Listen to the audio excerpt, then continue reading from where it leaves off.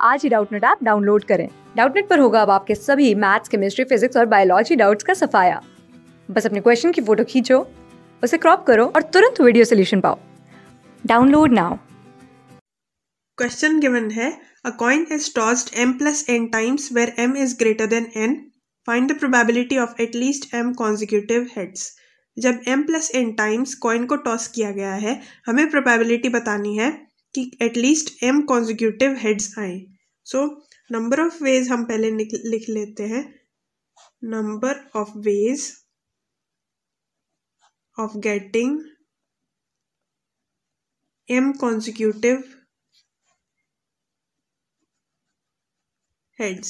m consecutive heads लाने के 2 raised to n ways होंगे, तो टोटल वेज होंगे 2 raised to n, क्योंकि n जो है वही वेरिएबल है. m consecutive heads होंगे, उसके अलावा जो n ट्रायल्स बचेंगे उसमें 2 raised to n वेज से हम m consecutive heads ला सकते हैं. अगला हमारा स्टेप होगा कि जब टेल पहले आए और फिर m consecutive heads आए, सो उस वाले हमारे एक्सप्रेशन के लिए हम इक्विवेलेंट लिख सकते हैं when tail comes first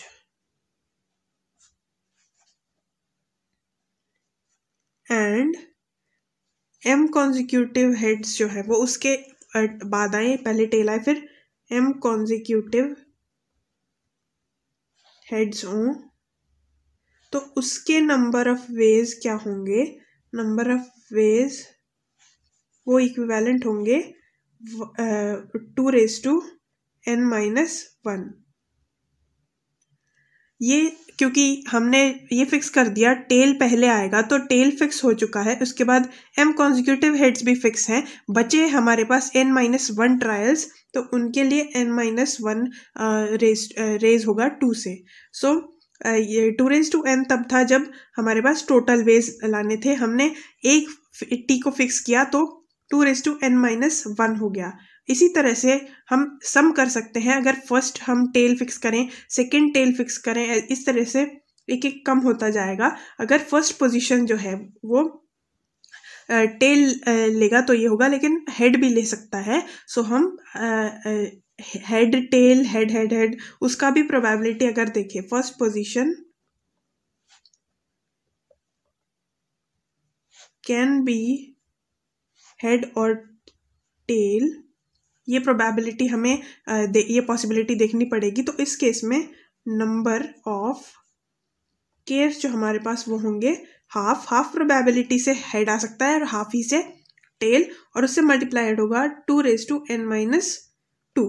n-2 इसलिए कि हमारे पास में n-2 जो वैल्यूज होंगी, जो n-2 टॉसेस होंगे वही बचे होंगे, बाकी हमने फिक्स कर दिए हैं m consecutive heads होने की वजह से.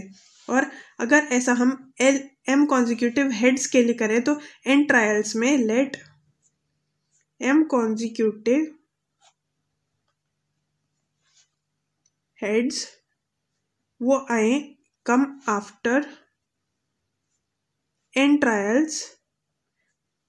तो इस केस में जब m consecutive heads हैं वो जो लास्ट में अगर आए n ट्रायल्स के बाद, तो इसका वैल्यू हो जाएगा 2 raised to n-1 upon 2 raised to 0, क्योंकि उसके हमारे पास में जो 2 raised to 0 हमने इसलिए लिखा है क्योंकि कोई भी हमारे पास में n का वैल्यू नहीं बचता है, कोई भी टॉस नहीं बचता है जिसके लिए हमें फिक्स ना करना रहता हो. m फिक्स है, n ट्रायल्स शुरू के फिक्स हैं, तो 2 raised to 0 से डिवाइड होगा 2 raised to n-1. और जो हम टोटल निकाल सकते हैं, total ways of getting at least m consecutive heads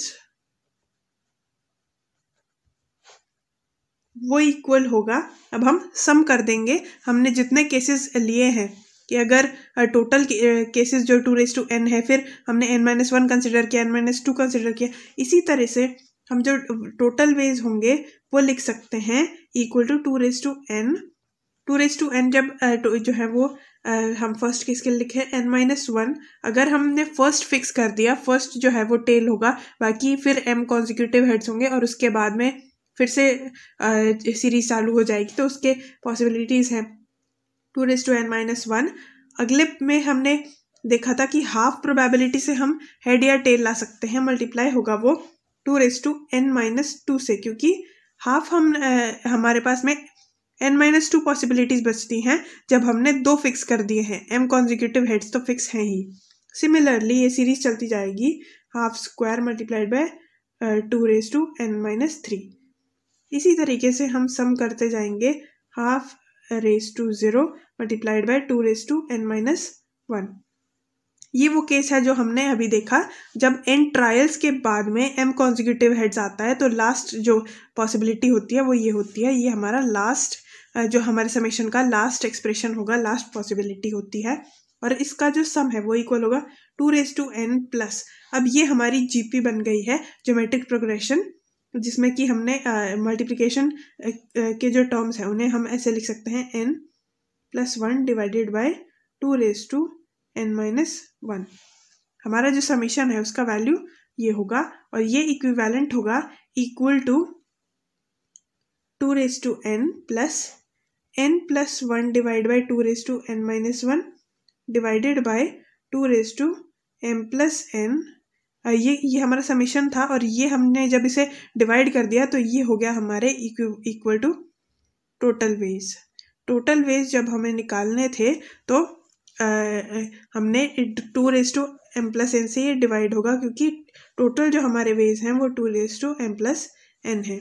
hence जो हमारा आंसर होगा टोटल वेज, जब एटलीस्ट हमारे पास m कॉन्जिक्यूटिव हेड्स हों, वो इक्वल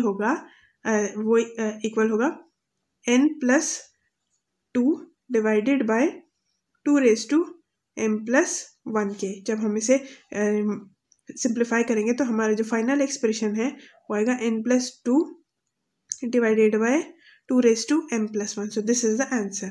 थैंक यू। क्लास 6 से 12 से लेके नीट, IIT, JEE मेंस और एडवांस के लेवल तक 10 मिलियन से ज़्यादा स्टूडेंट्स का भरोसा। आज ही डाउनलोड करें डाउटनेट ऐप या व्हाट्सएप कीजिए अपने डाउट्स 8400 400 400 पर।